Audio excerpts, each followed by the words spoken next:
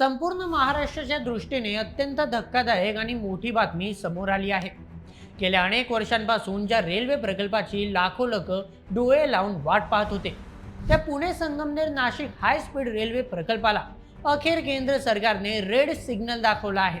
म्हणजेच हा महत्त्वाकांक्षी प्रकल्प आता अधिकृतपणे रद्द करण्यात आला आहे।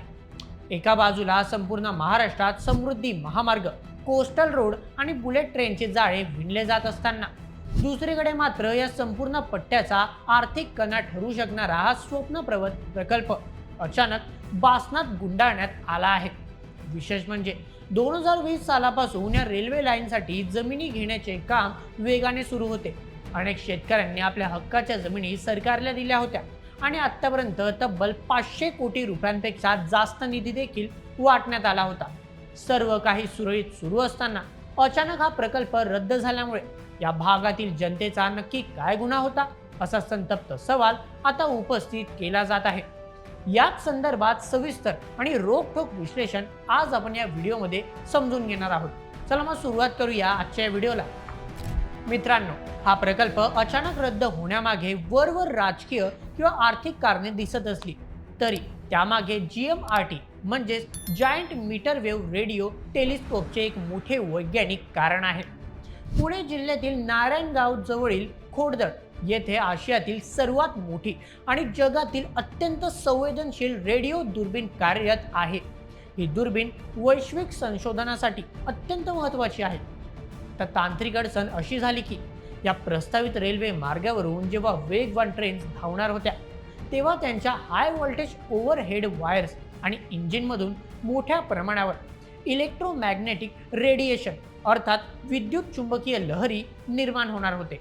या लहरीमुळे GMRTच्या संवेदनशील सिग्नल्समध्ये प्रचंड अडथळा निर्माण होऊन देश विदेशातील शास्त्रज्ञांचे कोट्यावधींचे संशोधन धोक्यात येण्याची शक्यता निर्माण झाली होती।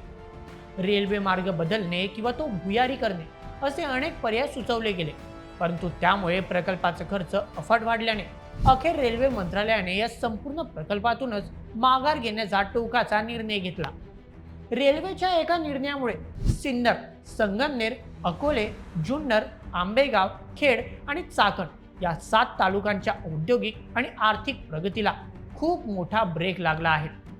सिन्नर आणि चाकण ही महाराष्ट्रातील 2 मोठी औद्योगिक केंद्रे अर्थात इंडस्ट्रियल हब्स या रेल्वेमुळे थेट जोडली जाणार होती।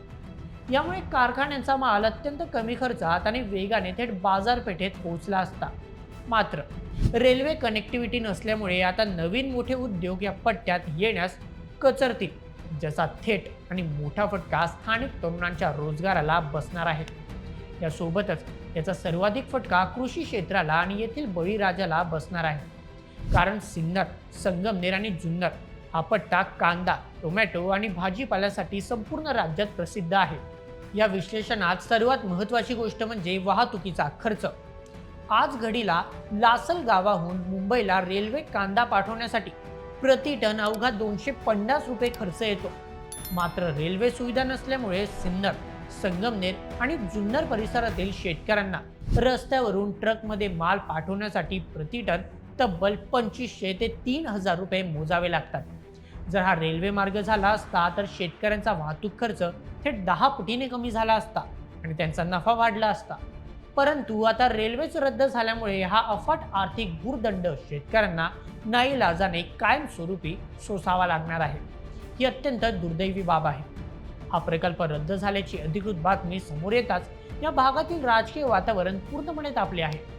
युवा आमदार सत्यजित तांबे यांनी केंद्र सरकारच्या या भूमिकेवर अत्यंत कठोर शब्दात टीका केली असून हा निर्णय उत्तर महाराष्ट्राच्या प्रगतीचा गळा घोटणारा असल्याचा आरोप केला आहे। केंद्र सरकारने विकास प्रकल्पांचा विचार करताना केवळ रेल्वेला मिळणाऱ्या आर्थिक नफा तोट्याचा विचार करू नये, तर जनतेचे हित आणि भावी पिढ्यांचा विकास हाच सरकारचा मुख्य प्राधान्यक्रम असला पाहिजे, असे तांबे यांनी स्पष्टपणे म्हटले आहे। हा निर्णय या संपूर्ण क्षेत्रावर अन्याय करणारा आहे, असे सांगत त्यांनी या निर्णयाचा जाहीर निषेध केला आहे आणि या प्रकल्पासाठी पुन्हा एकदा राज्य आणि केंद्र पातळीवर मोठा लढा उभारण्याचे संकेत दिले आहेत। मित्रांनो, शेवटी विचार केला तर हा प्रकल्प रद्द झाल्यामुळे सध्या तरी लाखो लोकांचे स्वप्न धुळीस मिळाले असले तरी या प्रकरणातील आशेचा किरण अजून पूर्णपणे भिजलेला नाही. आमदार सत्यजित तांबे यांनी या गंभीर प्रकरणात राज्याचे मुख्यमंत्री देवेंद्र फडणवीस यांनी तातडीने लक्ष घालण्याचे आवाहन केले आहे. कारण महारेलच्या माध्यमातून या प्रकल्पाचा पाठपुरावा पूर्वी राज्य सरकारकडूनच अत्यंत प्रभावीपणे करण्यात आला होता. त्यामुळे आता पुन्हा एकदा राज्य सरकारने केंद्र सरकारकडे आपले राजकीय वजन वापरून GMRTच्या दुर्बिणीला कोणताही धक्का न लावता एखादा पर्यायी मार्ग शोधून हा प्रकल्प पुन्हा जिवंत करावा अशी मागणी केली जात आहे. मित्रांनो, हा लढा आता फक्त एका रेल्वे लाईनचा उरलेला नसून तो या 7 तालुक्यातील शेतकरी, व्यापारी आणि तरुण पिढीच्या हक्काच्या भविष्याचा बनला आहे. तुम्हाला काय वाटते? तांत्रिक अडचणींवर मात करून हा रेल्वे मार्ग कोणत्याही परिस्थितीत सुरू झाला पाहिजे की नाही? तुमचे मत आम्हाला कमेंटमध्ये नक्की कळवा आणि अशाच व्हिडिओसाठी सबस्क्राईब करा बोल MH आपल्या यूट्यूब चॅनलला. धन्यवाद.